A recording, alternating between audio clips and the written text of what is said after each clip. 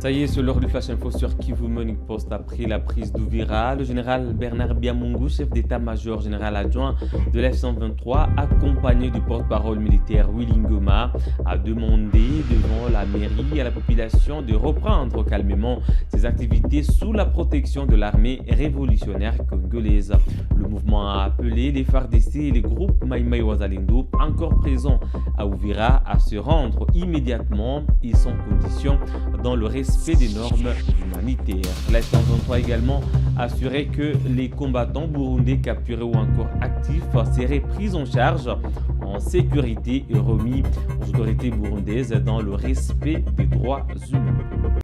La ville d'Uvira est désormais entièrement sous le contrôle de l'Alliance Fleuve Congo FCM23. L'annonce a été faite ce mercredi 10 décembre 2025 par le mouvement qui évoque une avancée majeure dans le processus de sécurisation du Sud Kivu après plusieurs semaines de fortes tensions. Cette libération intervient après plus de 3 mois durant lesquels la FCM23 dénonçait la montée des discours de haine, les attaques ciblées contre les civils en raison de leur apparence, ainsi que le massacre enregistré dans certaines zones précédemment libérées. Dans un communiqué publié sur les réseaux sociaux X, le chef du département de la communication, Laurence Kanyuka, a confirmé que la menace a été écartée et que les habitants peuvent désormais reprendre leurs activités en toute sérénité. Peu après l'annonce, une délégation du mouvement conduite par le général Bernard Biamungu, chef d'état-major adjoint de l'armée révolutionnaire congolaise, est arrivée à Uvira pour évaluer la situation sécuritaire et rencontrer la population. Le général a rassuré les habitants, affirmant que la sécurité est pleinement rétablie et invitant les familles ayant fui les affrontements à regagner leur foyer, désormais libérés de toute forme de tracasserie. Wakaaji wa Uvira na kando kando waweze kufanya kazi zao za kawaida kwa sababu wameweza kukombolewa, na malalamiko yao tulisikia mara mingi. Mateso walikuwa nayo hapa wakisumbuliwa na jeshi la Kongo na wazalendo, hata pia jeshi la nchi kigeni kama Burundi. Na waza kwa siku ya leo wamekombolewa, mateso hayo yamekwisha, yamemalizwa na chama cha M23 AFC, na hivi wamekombolewa. Tunawaomba wafanye kazi zao kama kawaida bila tatizo yote, watembee sawa wanataka na wajisikie huru kwamba wamekombolewa.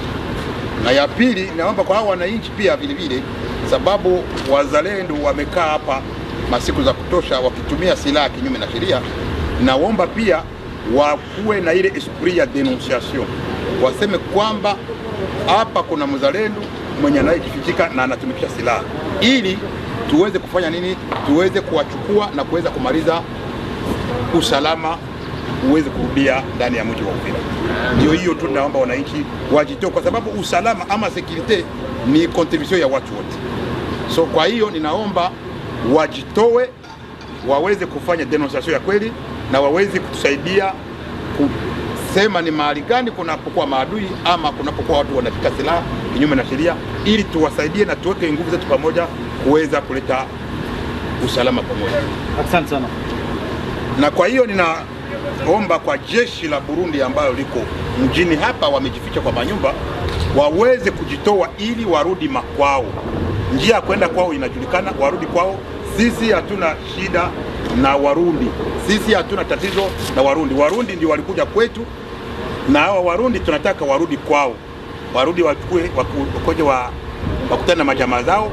Sisi nao hatuna tatizo, na wenye wako milimani tofauti, njia mbalimbali, nao tunawaomba pia washuke, waingie kwa frontier, warudi kwao nyumbani salama.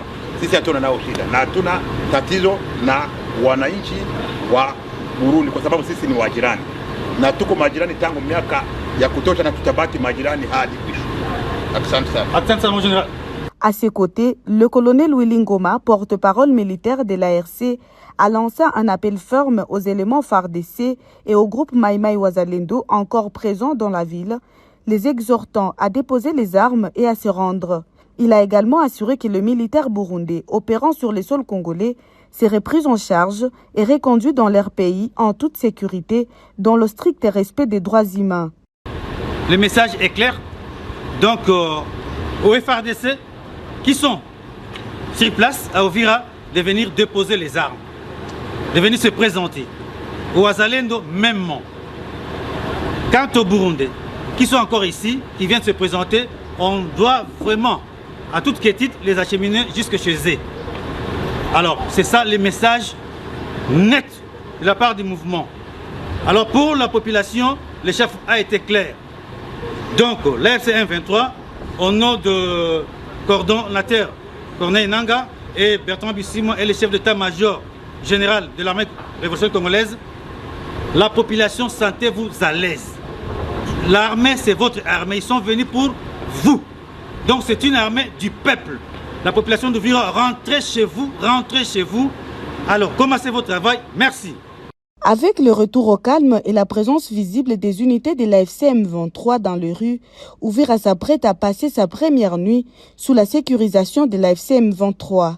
Les mouvements affirment que toutes les dispositions sont prises pour permettre un retour progressif à la vie normale, encourageant les habitants à rester sur place, à reprendre leurs activités quotidiennes, tandis que les déplacés sont invités à revenir dans une ville que l'organisation décrit comme pleinement pacifiée. Alors que l'AFC M23 a annoncé la prise d'Uvira mercredi, le porte-parole du gouvernement congolais Patrick Muyaya a dénoncé la dégradation de la situation humanitaire au Sud Kivu.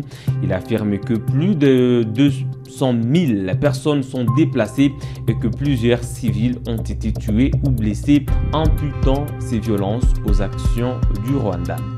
De la première ministre pour faire le point du sujet, et les constats est malheureux parce que nous avons plus de 200 000 compatriotes qui sont déplacés. Je ne compte pas les stocks de 7 millions de déplacés que nous avons déjà pour d'autres conflits et principalement pour les agissements du Rwanda à travers le RDF. Et donc ce soir nous sommes encore malheureusement dans la difficulté de vous dire que plusieurs compatriotes ont perdu la vie, beaucoup d'autres sont blessés parce que vous savez que depuis les dimanches derniers, à la suite d'ailleurs du communiqué de l'armée, nous avons fait le point des bombardements et des attaques qui partent du territoire rwandais. Bugarama, et qui ont des cibles notamment de structures civiles, des hôpitaux, des centres de santé, des maisons d'habitation.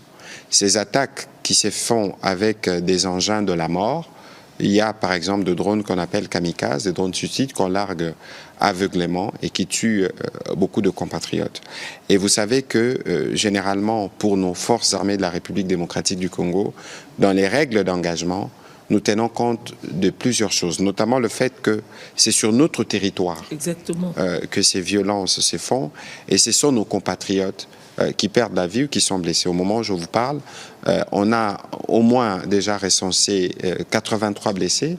Et ça, c'est sur des chiffres d'il y a 2 jours. Je crois que ça devrait évoluer. D'ailleurs, d'ici la fin de la soirée, on aura des éléments parce que je voulais justement avoir davantage d'éléments de terrain pour pouvoir faire cette communication parce qu'il faut signaler que la situation s'est particulièrement détériorée à Uvira. Parce que, comme nous le savions déjà depuis plusieurs jours, il y a une violence inouïe qui s'est fait sur terrain et qui est portée directement par l'armée rwandaise dans l'objectif de s'aimer la mort et la désolation. Et donc, ce soir, on attend évidemment d'avoir un autre point plus complet de la situation du gouverneur Pouroussi tout à l'heure, mais je dois vous dire que nous avons été, le président de la République, la première ministre, tout le monde mobilisé pour suivre la situation de près. Évidemment, il y a des aspects militaires qui ne feront pas l'objet de ces discussions, mais il faut savoir que nous sommes dans le cadre de Congolais Téléma.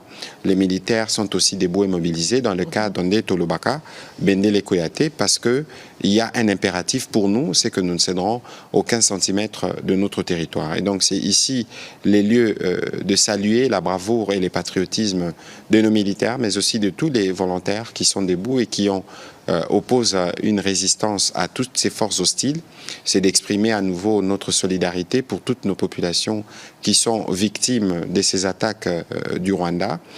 De toute évidence, nous savons qu'au bout de cette situation, notre pays sera vainqueur. Donc le message de ce soir, je reviendrai dessus, c'est que nous devons tous rester mobilisés, comme je le dis, et que dans la guerre qui se passe actuellement, ce n'est pas une guerre qui cible le président. Les offensives dont il est question ici, ce n'est pas simplement ce qu'on voit sur l'axe Kamanyola-Uvira. C'est plusieurs points qui sont attaqués simultanément. On a des actions hostiles Walungu, Shabunda, dans les axes précis. Je pense qu'au niveau de l'armée, ils pourront faire ou nous envoyer des éléments plus précis pour communiquer, y compris dans la province du Nord Kivu, dans la... À Goma, l'F-123 a annoncé mercredi la mort de Magloire Paluku, ancien journaliste et formateur influent en République démocratique du Congo, fondateur de la radio Kivu 1 et conseiller en communication du mouvement. Il a succombé après une attaque d'hommes armés non identifiés à Goma. Qui est Magloire Paluku? Vanessa Abanza nous en parle. L'Alliance Fleuve Congo, AFCM 23, a annoncé mercredi 10 décembre 2025 la mort de Magloire Paluku, ancien journaliste en RDC, formateur de plusieurs générations de reporters et fondateur de la radio Kivu 1. Il était également conseiller en charge de la communication au sein de la coordination politique du mouvement. Selon les communiqués, il a succombé dans la nuit à l'hôpital général de Goma après avoir été atteint lors d'une attaque menée par des hommes armés non identifiés. Dans sa note nécrologique, l'AFCM 23 a exprimé sa douleur et consternation, évoquant la disparition d'un homme arraché à la vie dans des circonstances tragiques et annonçant l'ouverture d'investigations afin de dénicher les principaux auteurs.